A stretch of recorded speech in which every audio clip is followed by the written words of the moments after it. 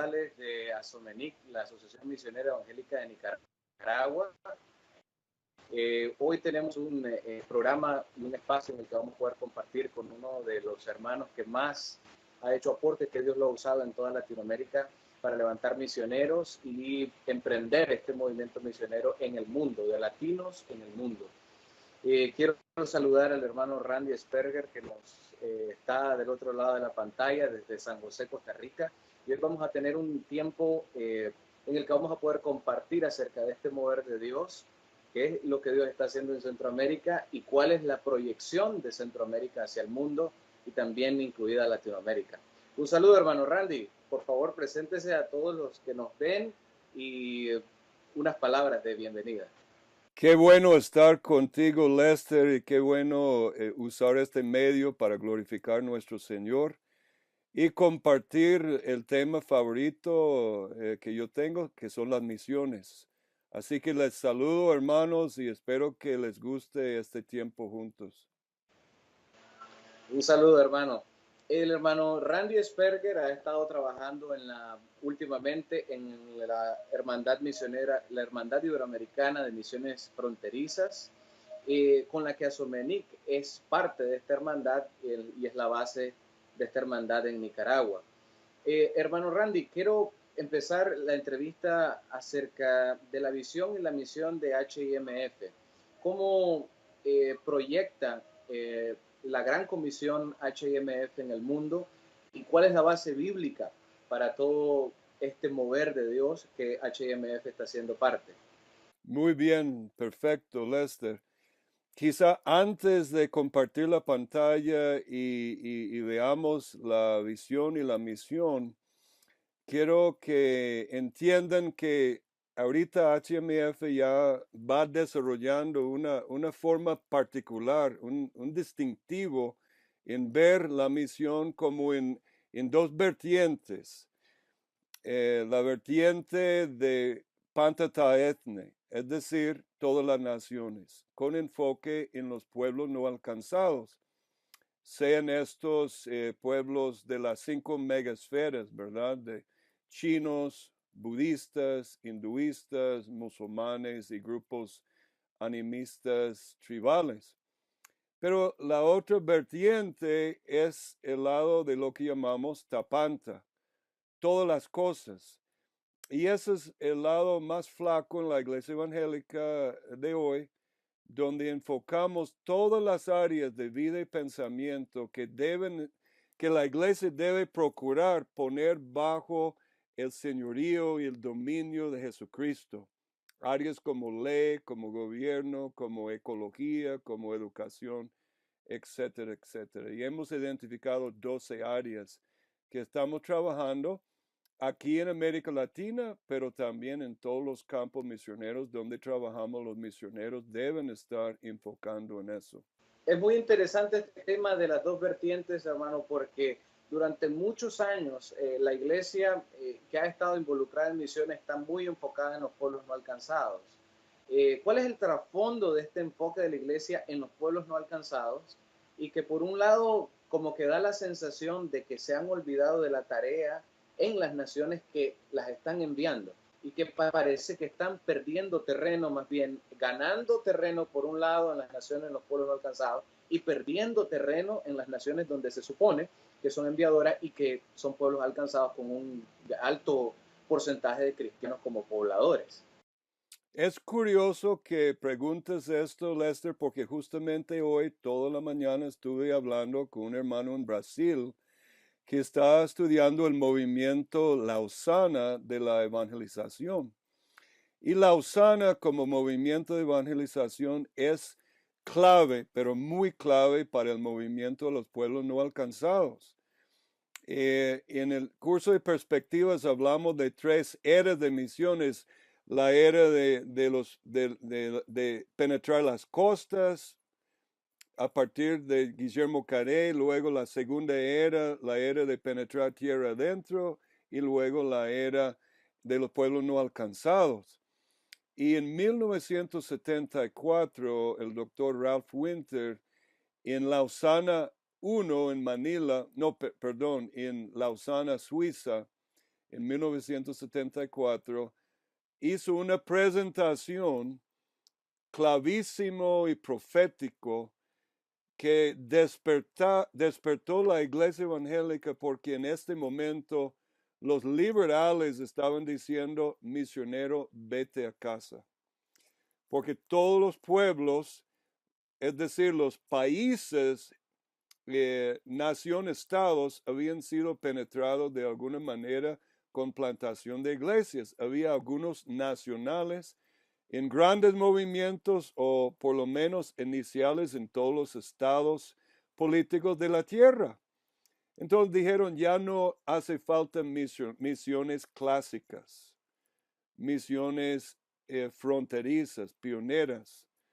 Y el doctor Winter mostró en su plenaria en 1974 que, al contrario, si todos los evangélicos del mundo hubieran hecho un esfuerzo para salir a evangelizar dentro de su propia cultura, los no alcanzados solo llegarían a un pequeño porcentaje del mundo, porque fuera del alcance de la iglesia evangélica, sin misiones transculturales, había millones de personas, creo que era como 2.4 mil millones de personas, fuera del acceso de la iglesia local, sin enviar un misionero transcultural. Eso cambió la historia y aplastó la cabeza de la serpiente que estaba diciendo: misionero, vete a casa. Pero concurrentemente con esto, en la Osana 1, había una tensión terrible en la iglesia entre evangelización y misión integral o responsabilidad social. Y había muchos europeos y americanos que decían: no, la prioridad es evangelización, la prioridad es misiones, plantación de iglesias. Esto de responsabilidad social no es importante. Y otro grupo enfocados en la responsabilidad social. Entonces, la Osana nace en parte para tratar de sanear y crear una visión integral de evangelización juntamente con misión integral, o sea, palabras y hechos. Y esta división nace de la teología liberal, que empieza a brotar a finales del siglo XVIII y entrando en el principio del siglo XIX. Entonces, la teología liberal asustó a muchos evangélicos y decían: si ministramos en responsabilidad social, eso significa que somos liberales y no vamos a enfocar en la evangelización. Entiendo. ¿Cuándo es que este movimiento o este momento en el que se le empieza a dar énfasis también a la parte de responsabilidad social, a la parte de transformación de las culturas, sumar en áreas de gobierno, de derecho, de artes, de medicina? ¿En qué momento es que se empieza a hacer un gran énfasis en este tipo de misión o esta misión complementaria a la parte de evangelización? Tristemente, Lester, en la primera era de las misiones modernas, en la era de Guillermo Carré, había un énfasis en misión eclesial, plantación de iglesias, pero había un énfasis muy balanceado en el reino de Dios. Es decir, en tapanta, en todas las cosas. Guillermo Carré, la pregunta no es dónde trabajaba o en qué trabajaba Carré. La pregunta es en qué no trabajó. Pero llegando en la segunda época, ocurre lo que el doctor Ralph Winter llama la gran revocación. La iglesia evangélica en toda la época de lo que llaman de Hudson Taylor y la época de tierra adentro, pierde su énfasis en el reino de Dios por miedo de la teología liberal. Entonces, antes de morirse, el doctor Winter empezó a hablar de la recuperación de la misión enfocado en el reino de Dios en esta tercera era de los pueblos no alcanzados. Pero tristemente todavía estamos en un momento de lenta recuperación de una visión donde la Biblia y la iglesia y la misión toca todas las áreas de vida y pensamiento humano. Todavía estamos un poquito lentos en la recuperación de lo que tenía en la época de Guillermo Carey. Y esto para mí me asusta, me hace sentir triste que ni tenemos lo que tenían ellos. Entiendo.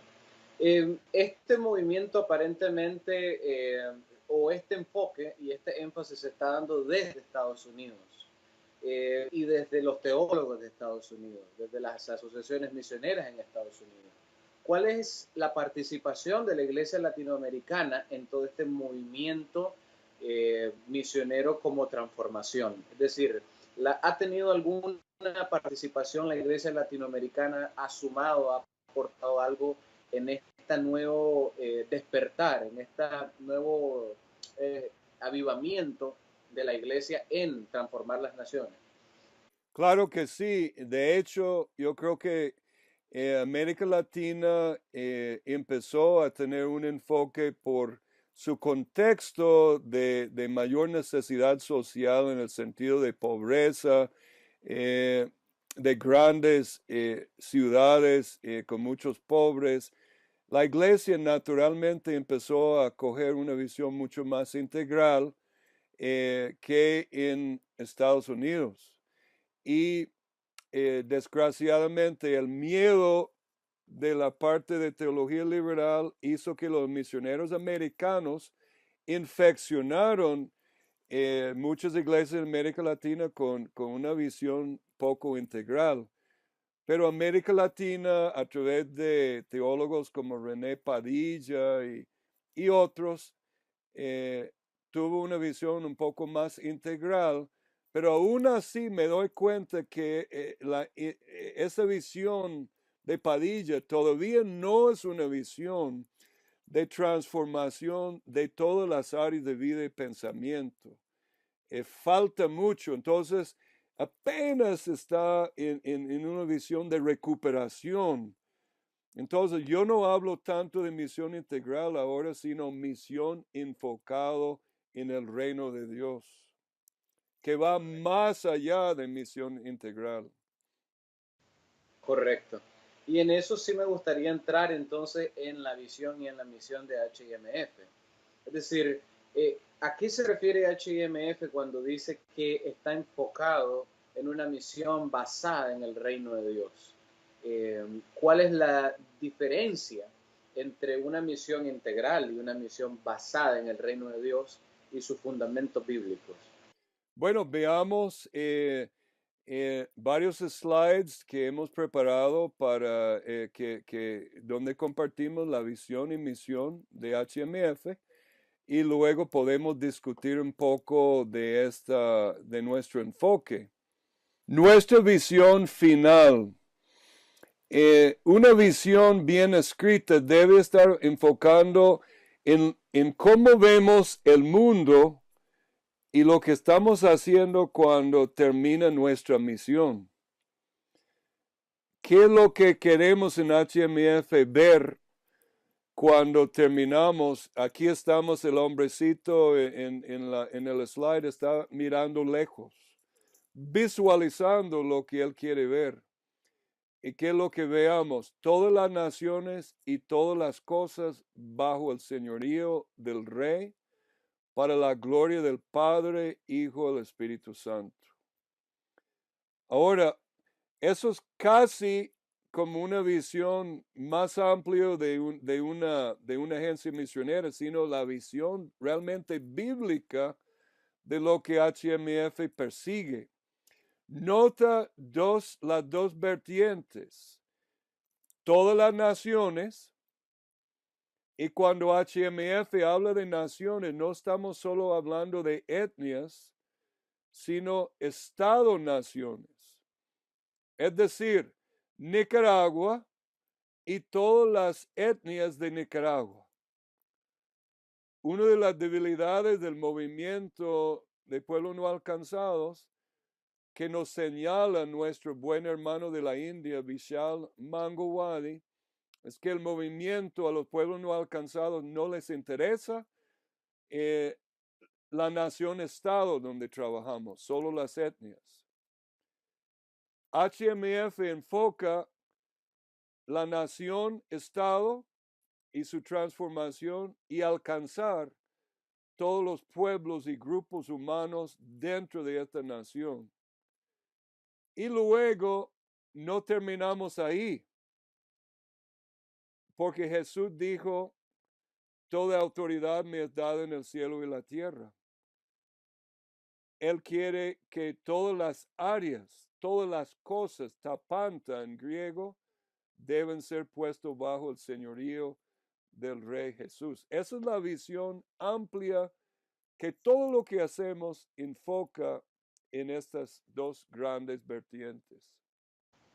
Hermano Randy, tengo una pregunta al respecto de esto, y es que la base bíblica quizás para el tema de que todas las naciones, y esto háblese de Estado-nación, es bíblico sobre la base del reino que Dios constituyó en Israel, es decir, una nación de sacerdotes, una nación conformada por 12 tribus, 12 etnias diferentes, y de las 12 etnias diferentes Dios conforma la nación de Israel y para prepararla para todas las naciones de la tierra conociesen también el nombre del Señor. Es quizá la base bíblica para tener esta visión final en HMF. Claro que sí. Recuerda que Pablo dijo, Pablo, de la tribu israelita, de la tribu de Benjamín. Entonces, el enfoque en Israel, él es orgullosamente israelita. Eso es su estado-nación. Pero dentro del estado-nación, Israel, la república hebraica, porque toda la noción de república no viene con Platón, por favor, como nos quieren enseñar en las universidades. La república hebraica es antes que Platón y es una república constitucional. Es un Estado-nación. El modelo de los Estados-naciones modernos viene del protestantismo y la recuperación bíblica de una visión Estado-nación. Pero Pablo orgullosamente es parte de una tribu. Entonces es el deber de la iglesia alcanzar las unidades homogéneas, tribus, pueblos, naciones, lenguas, etnias, dentro de su estado-nación. Es muy bíblico y eso es uno de los problemas que el movimiento a los pueblos no alcanzados ha tenido. No ha comprendido el estado-nación y su relación con las etnias. Ahora lo comprendemos muy bien en HMF. Correcto. Y por otro lado está el tema de todas las cosas, es decir, Tapanta, en donde todas las cosas involucradas en la vida, en la sociedad de estas naciones, bajo el señorío de Jesucristo, es decir, sus leyes, el gobierno civil bajo el señorío de Jesucristo. Absolutamente. Y uno de los versículos favoritos que yo uso para hablar de eso es Efesios 1:10. Quizá lo podemos leer porque da el marco de la grandeza de la gran comisión y en la teología paulina, como él veía la operación del reino de Dios en las naciones. Efesios 1:10 dice, de reunir todas las cosas, ahí está la frase tapanta en griego, en Cristo, es decir, en el Rey Jesús, en la dispensación del cumplimiento de los tiempos, así las que están en el cielo, en los cielos, como las que están en la tierra. Entonces, la misión, el propósito de Dios, el missio Dei, es decir, la misión de Dios, es reunir todas las cosas en la tierra y todas las cosas en el cielo bajo el señorío de Jesucristo. Tapanta. Entonces, en realidad, la visión de Pantataetne es un subconjunto de Tapanta. Tapanta es todo, ¿verdad? Por eso él dice en la Gran Comisión, toda autoridad me es dada y nota en el cielo y la tierra. Ahí está una vez más, cielo-tierra, la unión de cielo-tierra. Se hace en la tierra la voluntad de Dios que se hace en el cielo.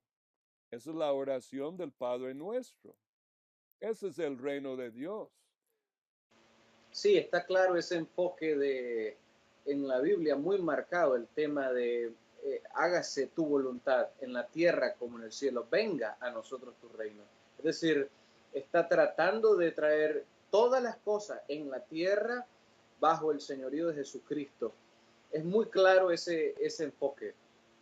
Exacto. Y la tragedia, Lester, ha sido el gnosticismo y el dualismo griego en la iglesia que ha separado lo secular de lo espiritual, cuando para la iglesia de verdad cristiana esta separación no existe. El matemático profesor en la U debe estar discipulando en términos del reino de Dios en su matemática. Nuestra misión es conocer, amar y glorificar a Dios sobre todas las cosas y darle a conocer entre todas las naciones para la obediencia a la fe por amor de su nombre. En HMF, la misión, parte de nuestra misión es discipular toda la gente a conocer y amar y glorificar a Dios sobre todas las cosas. De ahí la importancia de nuestra espiritualidad, y es parte de nuestra misión enseñar, educar y vivir una espiritualidad radical y diferente. Y luego de esta fuente de relación, de intimidad con Cristo, la otra parte de nuestra misión de darle a conocer entre todas las naciones.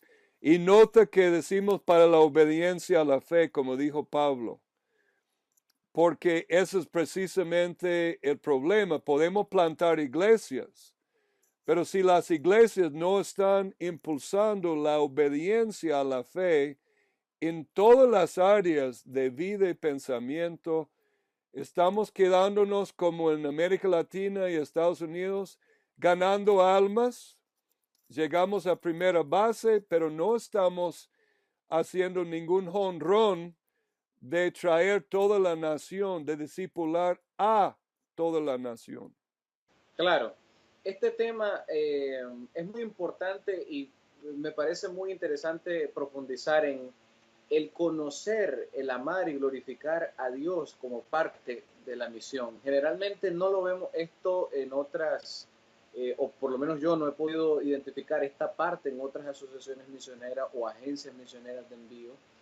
Hacer un fuerte énfasis en que parte de la misión es desarrollar en el misionero este amor, este deseo de glorificar el nombre de Dios y de conocerlo a nivel personal, como parte de la misión de la agencia o de parte de misión de la organización misionera hacia el misionero específicamente. Veo que HIMF sí está desarrollando esto y esta parte de espiritualidad apostólica. ¿Cómo entra este proceso en el que ustedes incluyen esto?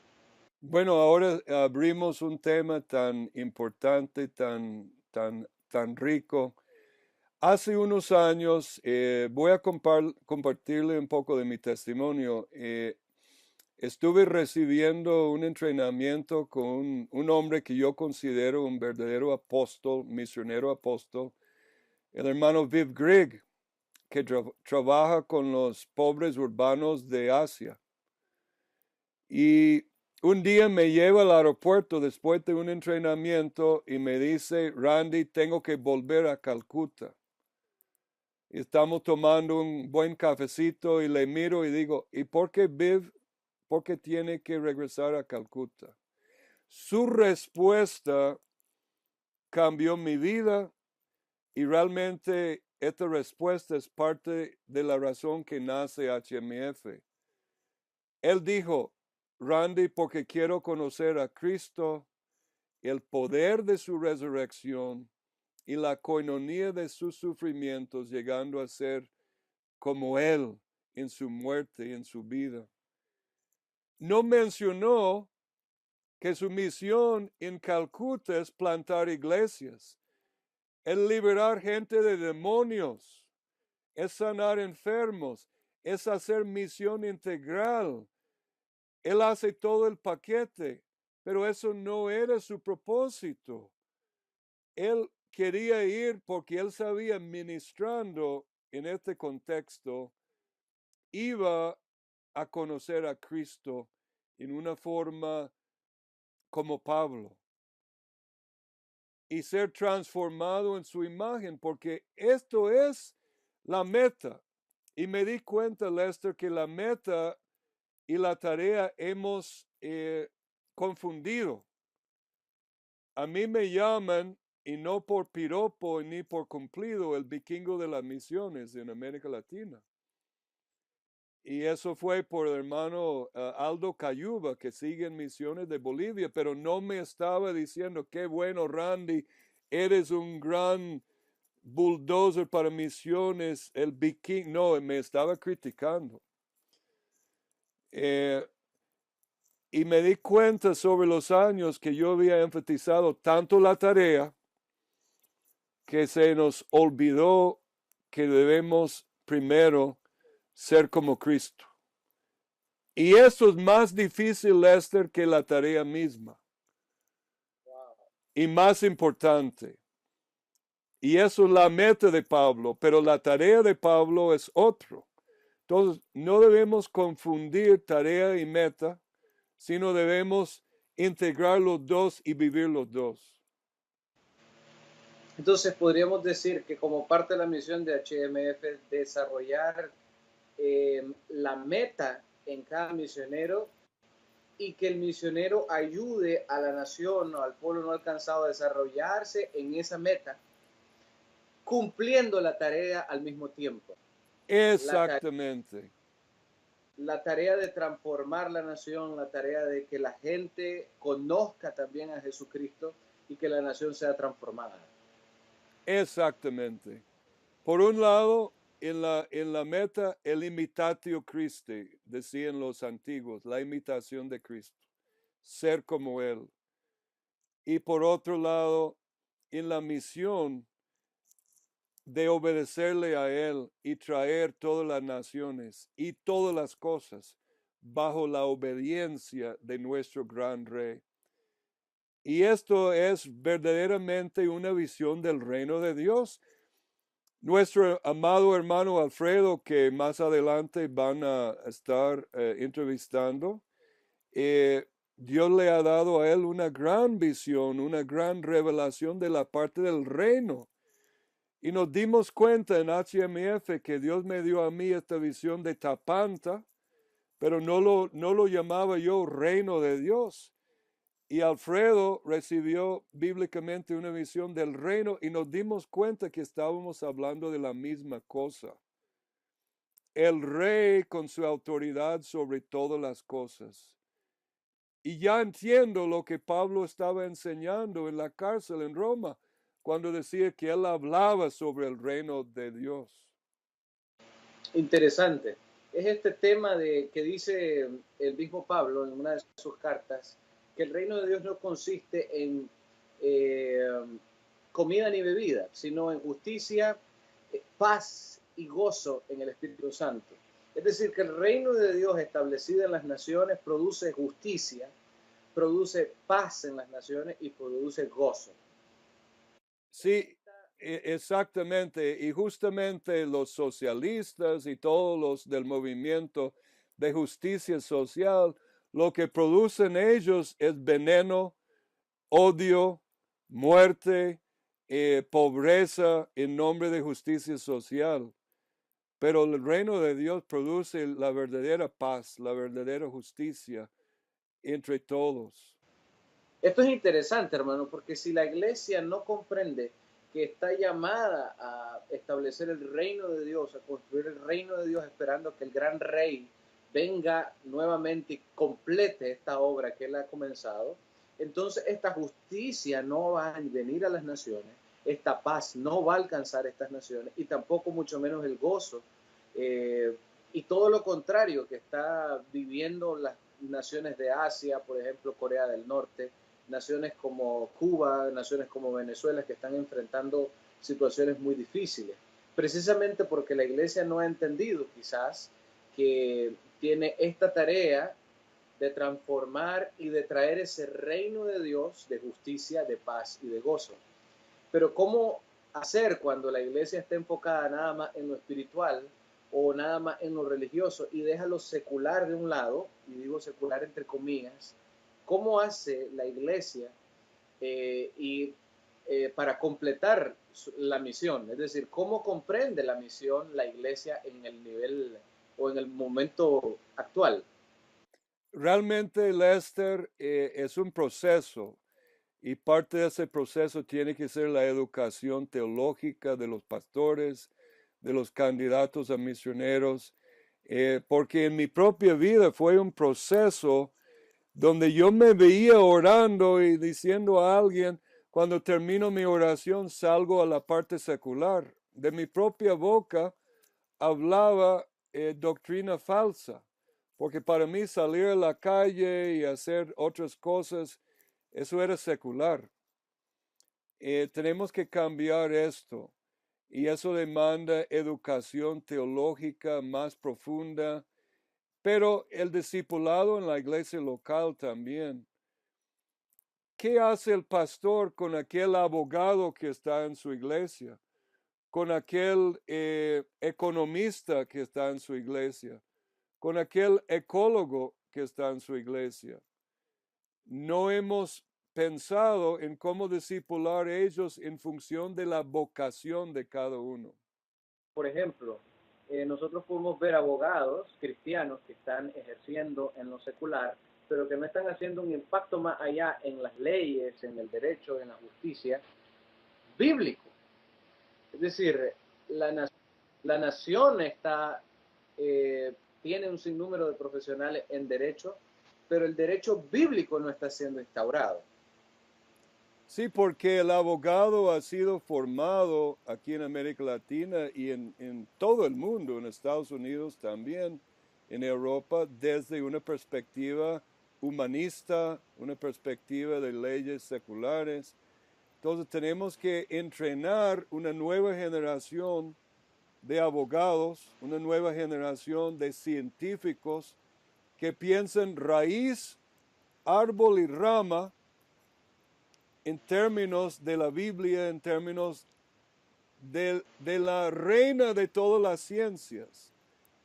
Cuando los escolásticos hablaban, y no me gusta el movimiento escolástico en muchas cosas, pero tenían razón, porque el movimiento escolástico católico nos heredó las universidades, nace la universidad en la época escolástico. Pero su visión era entrenar la gente en términos de la Biblia.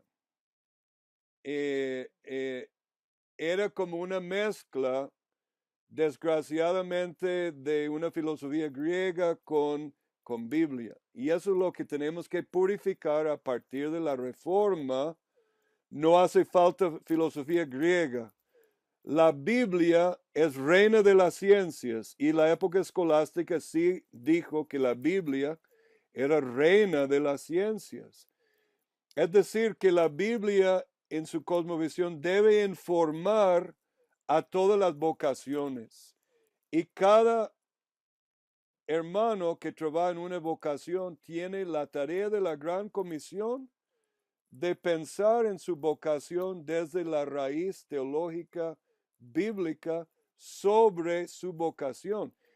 La tarea pastoral y discipulado en la iglesia local tiene que ser que el pastor le ayuda a su abogado, le ayuda a su ecologista, le ayuda a su ama de casa, le ayuda a su doctor a pensar bíblicamente, filosóficamente bíblico sobre su vocación. Y eso no está sucediendo. Entiendo. Me gustaría entrar en este momento a la parte de los objetivos de HIMF que se ha planteado en esta tarea y en estas dos vertientes, tanto de Tapanta como de Pantataethne. ¿Cuáles son esos objetivos en cada una de las vertientes? ¿Hay una unificación de estos objetivos en las dos vertientes? Es decir, ¿cómo HIMF lo está planteando? Bueno, planteamos en una forma muy interesante, nosotros en imitación de Pablo, en imitación de Guillermo Carey, trabajamos a base de equipos apostólicos. Y cada equipo apostólico tenemos metas, digamos, y establecemos metas a partir de Costa Rica, cuántos equipos apostólicos queremos para el año 2020 o 2025, como una proyección. Y cada equipo apostólico tiene su enfoque hacia un grupo no alcanzado. Entonces, establecemos metas en términos de grupos no alcanzados en cada país, en la base de HMF en cada país, y en términos de equipos y en términos de grupos no alcanzados.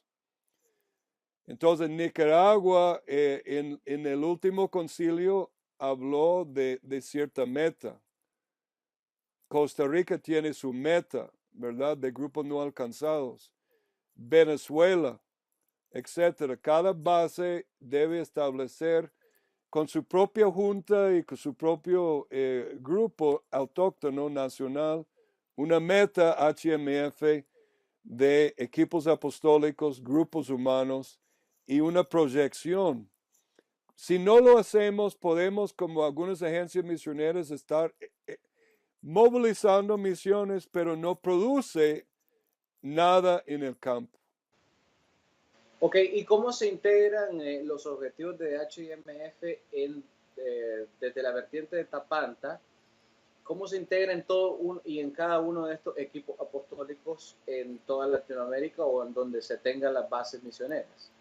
Exactamente. Bueno, tengo algunos slides, no tenemos tiempo hoy, pero muestro. Usamos el esquema que creo que desarrolló muy bonito Fronteras, aunque HMF lo ha revisado, de 7 etapas de plantación de iglesias. Desde la visión hacia la etnia, aprender su lengua, hasta un movimiento de plantación de iglesias, pero ya en la etapa 6 y 7, hacia una etapa octavo, estamos visualizando y discipulando el movimiento allá en cómo discipular en términos de tomar Afganistán en su sistema de leyes, en su sistema de educación, en su sistema de agricultura. ¿Por qué? A medida que el movimiento de discipulado nacional crece, va a haber gente en el movimiento cristiano en todas las vocaciones. Entonces no podemos darnos el lujo de otra vez estar plantando iglesias y iglesias encerrados en 4 paredes, sino yo prefiero hablar de un movimiento de discipulado y transformación, No me interesa iglesias cerradas, encerradas en cuatro paredes, sino un movimiento de discípulos obedientes transformando Tapanta. Entonces, esto está integrado en las 8 fases que tenemos, pero tenemos otra diferencia en HMF. El equipo apostólico su tarea no es plantar iglesias principalmente, es plantar, ¿cómo se llama? Compañías apostólicas o Comunidades. comunidades apostólicas. Y son las comunidades apostólicas autóctonas que van a plantar iglesias, discipular su gente, no nosotros. Nuestra tarea es discipular la primera generación apostólica y quizá algunos de los discípulos de esta generación en lo que llamamos en perspectiva la fase pionera. Pero cuando llegamos a la fase paternal, ya estamos sirviendo como directores espirituales y directores apostólicos a ese nuevo movimiento apostólico autóctono. Ellos están plantando la iglesia. Jesús nunca plantó ninguna iglesia. Jesús plantó una sodalidad, es decir, una misión. Y la iglesia, sus discípulos, cuando bajó el Espíritu Santo sobre ellos, plantaron las iglesias e hicieron el movimiento de discipulado en todo el Imperio Romano. Así es. Y me suena a mí que de repente pueden haber muchos adversarios a este tema. Bueno, porque, están equivocados. Porque se puede decir que ese movimiento empieza en una nación o un pueblo no alcanzado, como por ejemplo una nación cerrada como Arabia Saudita, por ejemplo. De aquí a que nosotros podamos empezar a influir, a transformar la nación de Arabia Saudita, a influir en sus leyes, a influir en el trato hacia la mujer, por ejemplo, eso está muy lejos. Es decir, necesitamos ganar todas las almas posibles, podrían decir los detractores de esta visión y de estos objetivos. Pero me suena a mí muy interesante traer a colación el tema de Irán.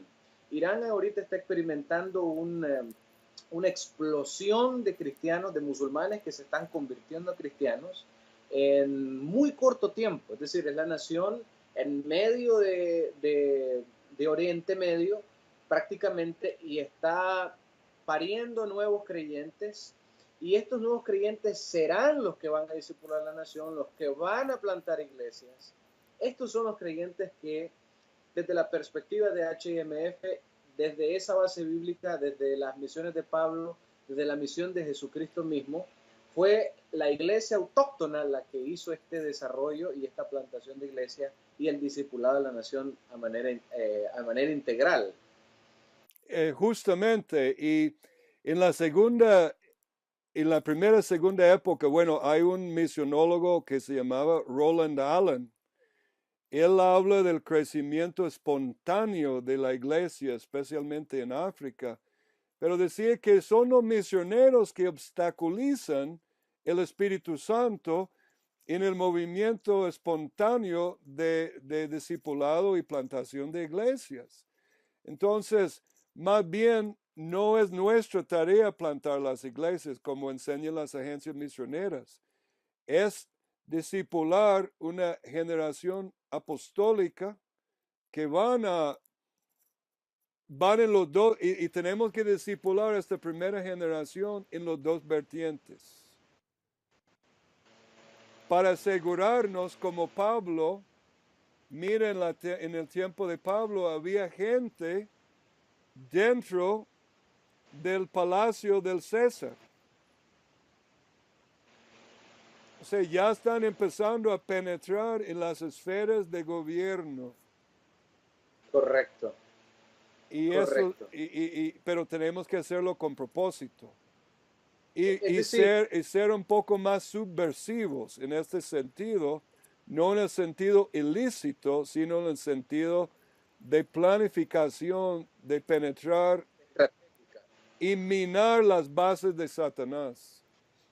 Exacto. Y la otra parte es la que usted hacía énfasis en el equipo apostólico, es decir, que los objetivos de los misioneros de HIMF es discipular y preparar a los apóstoles que van a servir en su propia nación.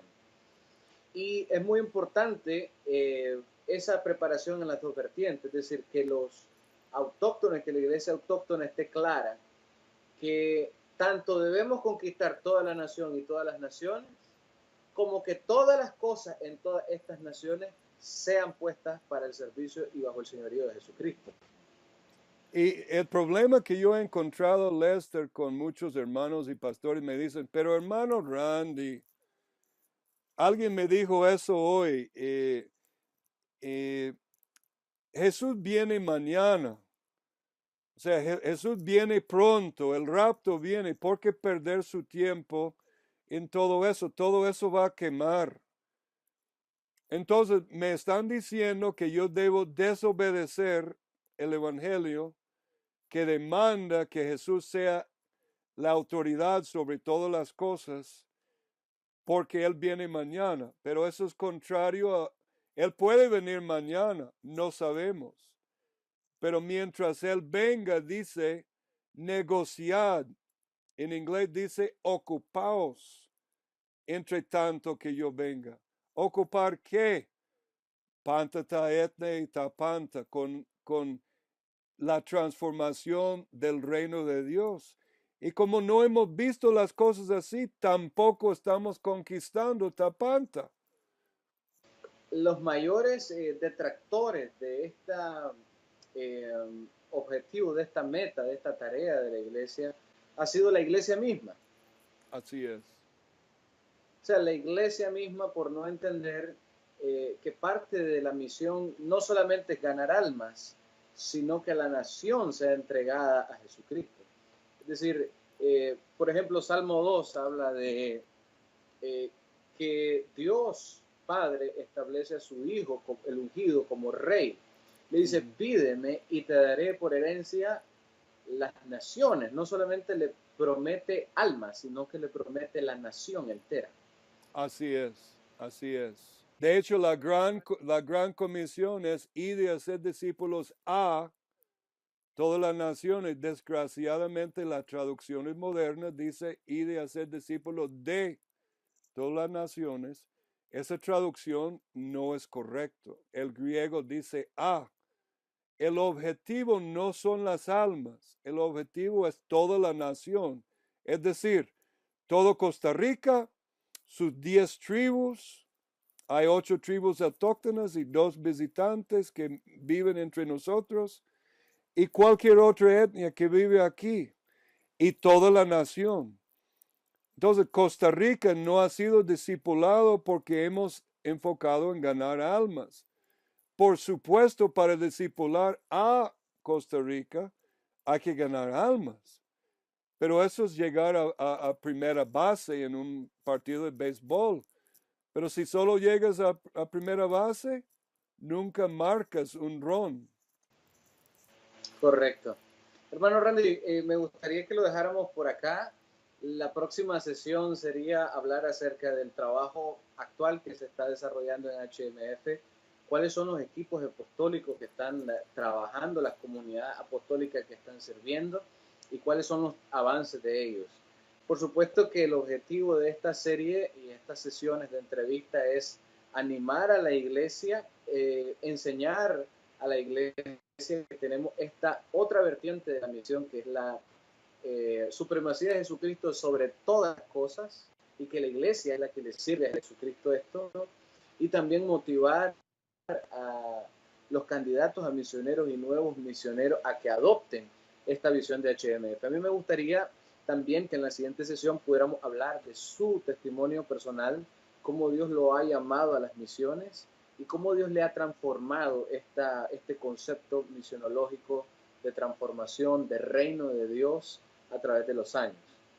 Para finalizar, a mí me gustaría que diera usted unas palabras hacia la iglesia o candidatos a misioneros, abordando o en torno a todo lo que hemos hablado en esta sesión de hoy en cuanto a la visión y misión de HMF, en cuanto a esas dos vertientes que estamos viendo y en cuanto a estos objetivos de no ir a plantar iglesias solamente, sino que desarrollar un movimiento de discipulado en las naciones, en las etnias a las que vamos a alcanzar, y que sean los mismos de las naciones autóctonos los que desarrollen esto. ¿Qué tiene que usted que compartir o cuáles son esas palabras de aliento a la iglesia y a los candidatos a misioneros que quizás por primera vez están escuchando esta nueva perspectiva, esta perspectiva bíblica de Tapanta y Pantataerna?